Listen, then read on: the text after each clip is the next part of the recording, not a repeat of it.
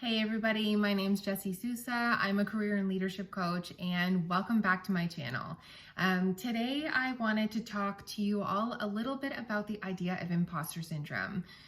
This is something that I find shows up in 99% of people's lives. The number of conversations that I've had with friends and family, colleagues, strangers, clients over the last 30 something years, it just shows that imposter syndrome is ever present in so many people's lives. And I would be stretching it even as far to say it shows up in everybody's life. And I want to share a story about a way that it showed up for me and how I kind of dealt with it. So about 10 or so years ago, I decided that I wanted to start a blog, a written blog with pictures, just to share stories and connect with others online. And I really did have these big, bold dreams of having it reach hundreds of thousands of people and it being a huge success and being to write as a career eventually and share stories as a career. And that didn't happen. It didn't happen for a number of reasons, but one thing that I found really difficult even before starting and even as my journey progressed was that comparison to others, that feeling of being an imposter, that feeling of being someone who doesn't belong in that space. And it stopped me from starting when I wanted to. It delayed the process of me actually doing it. And once I did, it kind of kept playing with my confidence level. And I was, constantly saying like, your writing isn't as good as other people's. It takes you 10 times the amount of time to write a blog post as it probably does for someone else. Your photography is pretty crappy in comparison to other people's. It looks like everyone has their own professional photographer tucked away in their back pocket.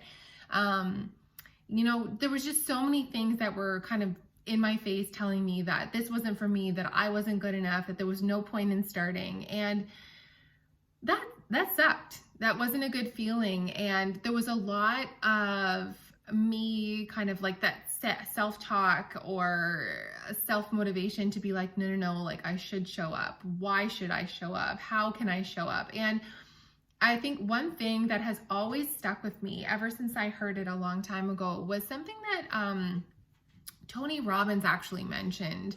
And it was the idea that imposter syndrome only exists if you make something about you. And that's exactly what I was doing. I was making it about me. Like, why am I not good enough? Like, it was all about me. It was all personal. And if I remove myself from the equation altogether and I replace it with the idea that I am showing up for other people, what could or would someone gain by me showing up in that space in that way?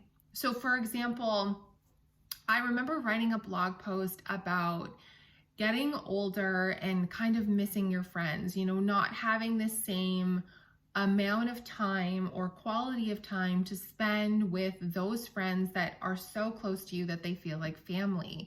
I'm someone who connects with people so much and on a really deep level. And I am so privileged to have some of the most wonderful friends on the planet. And I thank my lucky stars for that every day.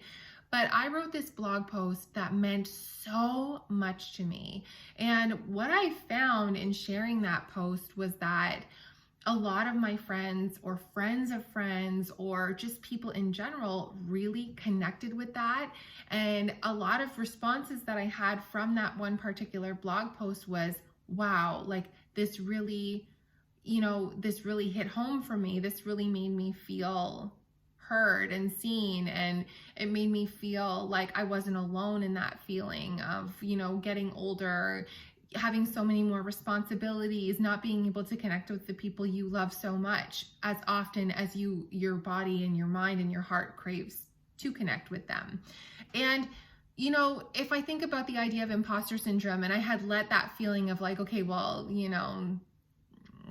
you sharing a blog post is a waste of time, like nobody gives a crap about it, like don't bother. I wouldn't have reached those people. I wouldn't have made them feel heard or connected or valued. And honestly, even if it was just one person that I could have made a difference in their life by showing up in that way, it is so worth it. And that is kind of how I feel about coaching as well. So I have just started my business.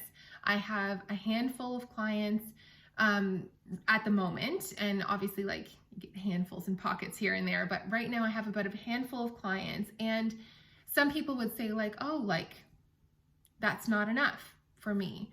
But I think that, I've just started. I need to give myself grace to grow organically, authentically, in a way that feels good for me. And if I can hold space and allow that handful of people to be seen and heard and feel loved and supported in a warm and cozy environment, then it is worth it for me. It is worth every ounce of my time, my energy. It makes me feel so good, and it removes the imposter syndrome because I am showing up to serve someone and to make their life better. And that is everything to me. That human connection, that level of service where you can just literally make someone's day brighter or better or change completely. And if they're having the worst day of their life and you can make it better, oh my gosh, that is chef's kiss. So all that to say, it brings me to another really interesting point of failure and making mistakes. And if I take a look back now on that story that I told you about my blog, and I think, okay, it was a complete and utter failure. I did not continue with it. It wasn't a huge, massive success. I didn't reach hundreds of thousands of people. I wasn't able to pursue my blog full-time as a job, as a career. And I can look at that and be like, okay, so I failed. Everything I did, like everything was wrong. I didn't do anything right. And that's why it didn't take off. No. So I heard something on a podcast shared by Amy Porterfield. She's like a marketing expert, just someone I love to listen to. She just has a voice that it kind of makes you want to listen to her. Anyways, she shared the most fantastic point of view. And I'll link the book below. I don't know the actual title of it, but it's the idea of the gap versus the gain. So if I look at my blog, the gap in my blog would be the fact that it didn't reach hundreds of thousands of people. It didn't blow up or grow. I didn't end up continuing with it, and it wasn't a huge success. I didn't reach the number of people or the volume of people that I had hoped and dreamed to. However, if I focused only on the gap, I would view my blog as a complete and utter failure, a waste of time, a waste of others' time, a waste of my own time, resources, money, etc. But the flip side of that is the gain. And if I look at what did I do right in that time? So no, I didn't reach 100,000 people, but I reached this many people. And what did I do right in order to reach those people, to connect with those people, to keep showing up for those people, to make those people feel like they wanted to keep showing up on my blog? And if I look at that and use the data or the knowledge from that to propel me forward, so I'm using what I did do right to move the needle and move further and go farther with my blog, for example, then I would have continued to succeed. If I continue to use the data that works and move forward, I'm going to succeed eventually. It might take time. It might be, a curvy road instead of a straight trajectory, but it's worth it. If I only focused on the gap, I would continue to fail in my eyes, and I would bust up my confidence hardcore. So with that idea in mind, and with, what I'm doing now in mind, so I'm starting this career and leadership coaching business, or I've started one, and I could easily sit there and look at myself and think, oh, like I made this mistake or that mistake. I did this wrong. I did that wrong. Like I'm not, taking off like a rocket with my business right out of the gate. And I could look at that and be like, well, what's the point? I'm just going to give up now. But instead, what I am trying to focus on is the gain. So what am I doing right? And how can I use that to continue to grow and make a difference in other people's lives going forward? part of that is showing up here. So that's part of a gain for me. So showing up here, being able to share stories and connect with people online, hopefully to reach a broader audience and make more people feel like there's someone else out there like them in this world, that they're not alone, that they're here and they're connecting, and there's someone else out there like them. And yeah, I'm here to hold your hand. So I guess what I want to leave people with today is a question, and that is, what are you doing well already? What's working today in your life, in your business, that you can use to help you go forward? Leave a comment below.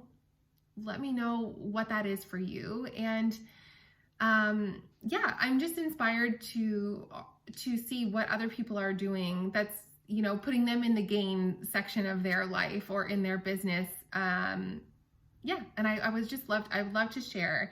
And on top of all that, again, as always, if you feel connected to me, or if you want to continue to see videos like this, please go ahead and hit subscribe. If you like this video or you want to see more videos like this, click the like button. That way it kind of tells me if you like it or you don't. Or if you want to leave a comment and say, like, I didn't really love this video, could you talk more about this, and this? Please do. Any feedback is good feedback, and I hope to see you all again soon. Bye.